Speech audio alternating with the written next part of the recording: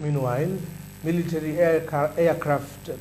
helicopters of the Somali Army and the African Union forces have provided supplies to soldiers in Adan Yabaal, which was seized from al-Shabab yesterday.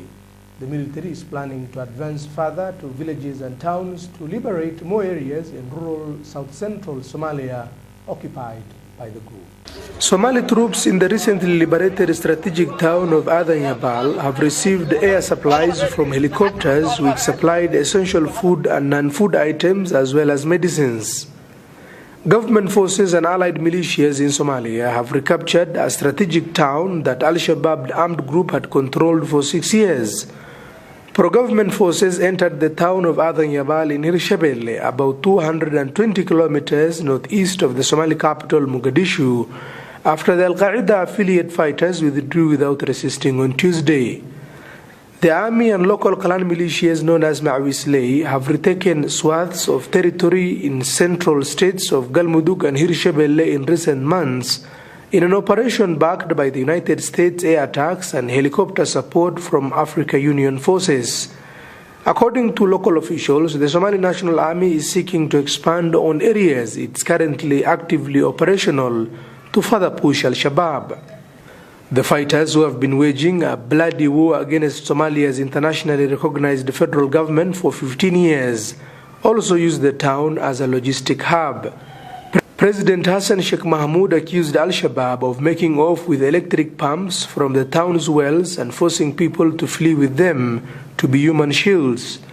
The president, who declared an all-out war against al-Shabab after his election in May, said the effort to rid Hirshabelle and Galmudug of the group was in its final stages with only pockets of resistance remaining. maanta jooga 15 sano ayay dalka joogaan dadka Soomaaliyeed 15 sano jacaylkood iyo rabitaan dadka Soomaaliyeed ay rabaan kuma ayan joogin. He said other regional federal member states are also set to join the war to further degrade and incapacitate the group. Forced out of the country's main urban centers around 10 years ago, al-Shabab remains entrenched in vast rural areas in south-central Somalia and continues to carry out deadly attacks in Mogadishu.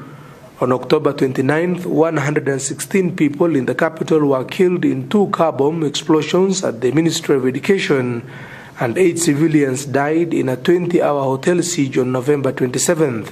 AMISOM, a previous incarnation of AU forces in Somalia, seized Adan Yabaal from the rebels in 2016 before ceding control a few months later after Ethiopian troops withdrew. The Somali government has said it has killed around 700 members of the militant group and recaptured scores of settlements as part of a month-long campaign to loosen the al-Qaeda-linked group control